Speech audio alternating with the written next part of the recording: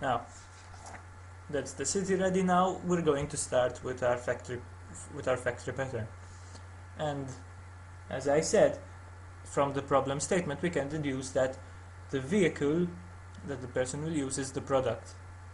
So let's go ahead and make a vehicle class. Now the vehicle class will be an abstract class. That means that we still cannot instantiate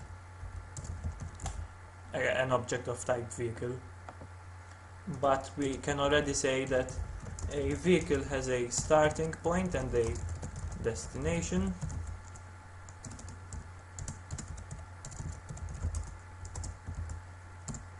and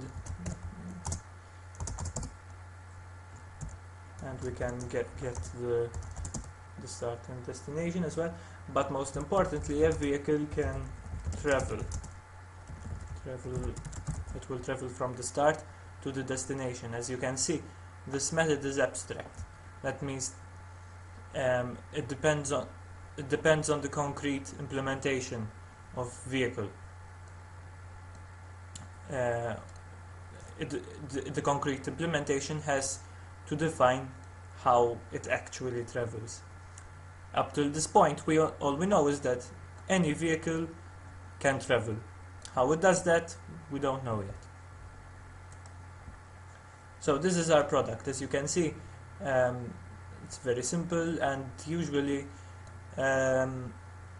since the product is usually an abstract class or an interface, it shouldn't be too complex, because the real stuff that usually happens in the subclasses.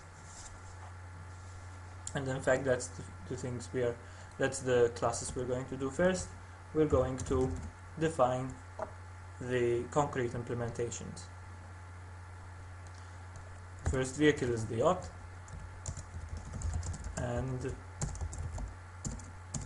here we mark it as being a vehicle. Since it is abstract, we need to implement the travel method. We are overriding this method here. So now a yacht, we know how it works. That's why it is no longer abstract. So we can output some text. Obviously, in real examples, the object will do something useful, not simply providing output.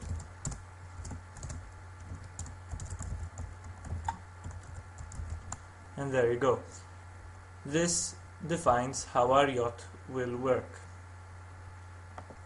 Now we also need to write the constructor there, which we can delegate to. We can immediately call the superclass constructor. This method here calls this constructor. And the same thing for our other two vehicles. The yacht, if you haven't realized already, travels by sea. It's suitable for traveling by sea. Now, our next vehicle is the helicopter, which is useful if you want to travel by air.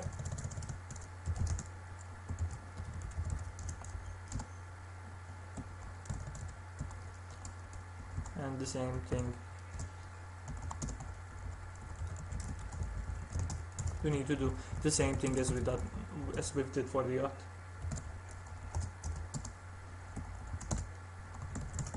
Once again, the helicopter will only output something to the console, but in real projects, this class would do something that has to do with the helicopter, for example, lifting off or whatever helicopters do. Now, let me finish this method. As you can see, we could have made these variables here protected, so that subclasses could directly access these variables, but equally good enough is actually this is better, because private variables and public access methods. And the last vehicle, which will be the simple car, very primitive.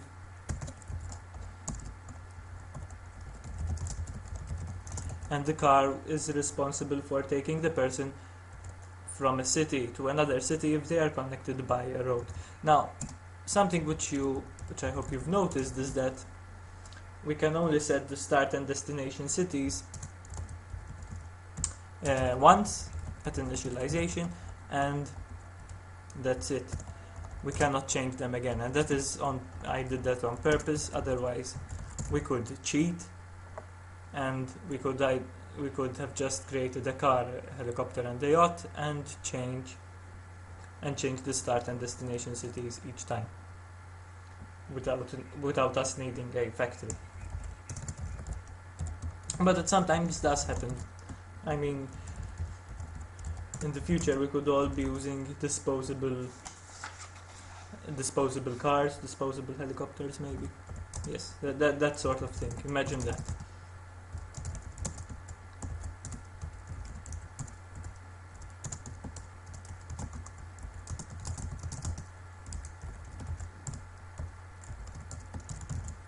And that's our car ready.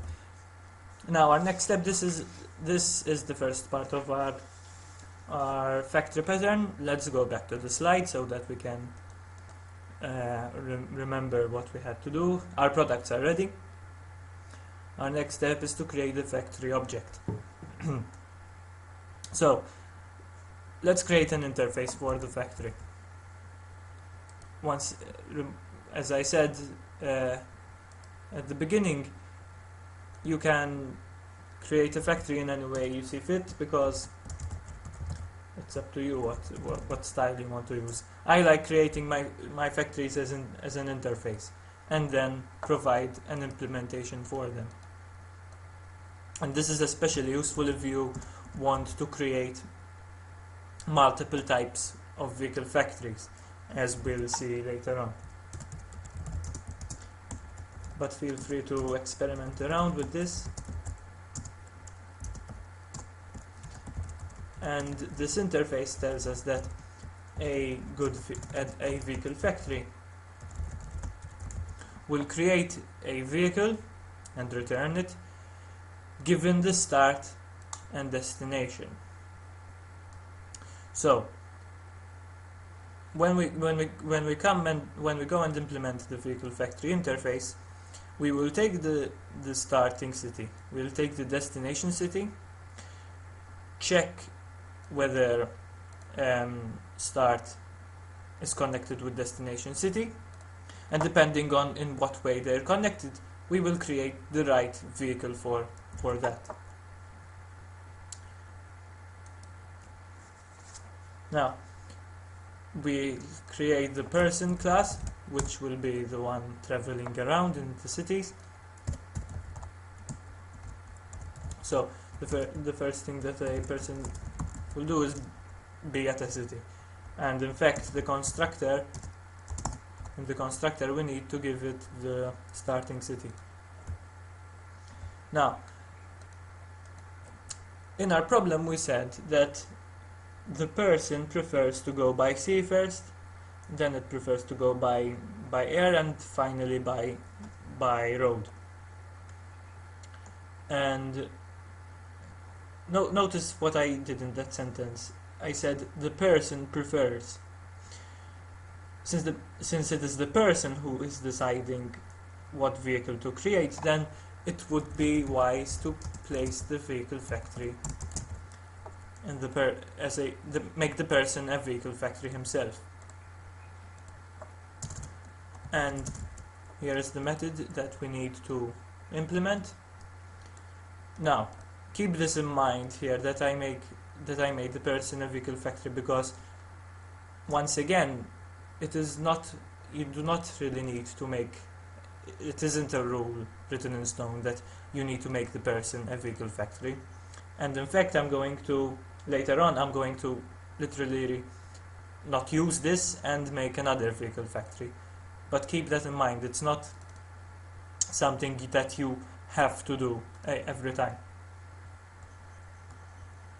So our create vehicle class, our create vehicle method will, as we said, first check whether we can go by sea to the destination, from the start to this destination. If he can, if one can go by sea, then create a yacht, given the start and destination there, the constructor, remember the yacht's constructor,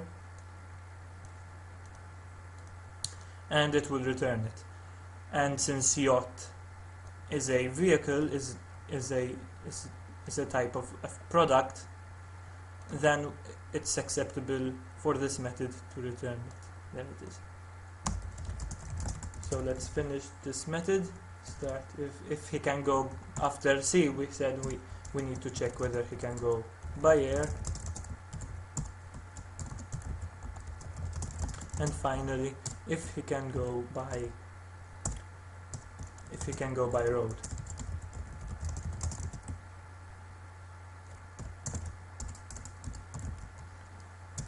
If we could not create a vehicle because the city is not connected, then we'll return null. Obviously you need to check with your whatever project you're working on and see what you need to return if you couldn't create your product.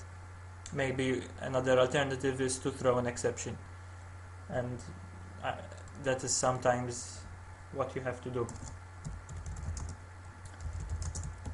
And our final method for the person is to actually go to another city.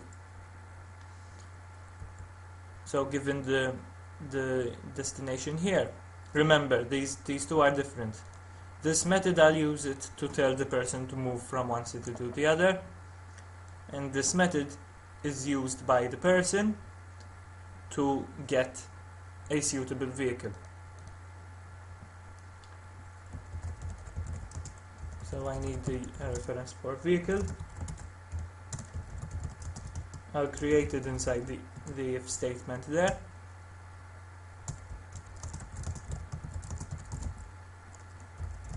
And here is where object orientation shines. I don't know what type of vehicle I got from this method, but since they are a vehicle and vehicles have a travel method there, then I know that I can do this here. And that is this is the crux of the factory pattern, that I know that I got a suitable vehicle. I don't know what type of vehicle it is. I know that it is right for me, and that I can use it. And here I perform the action that I set out to do in the beginning. Now, just in case that vehicle here, that we could not create a vehicle, then he'll have to walk it to the other city.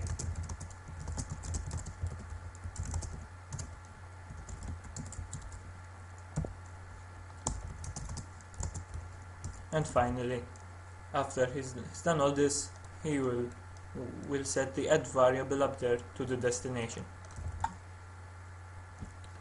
Okay, so now to see it all in action, let's implement the main method.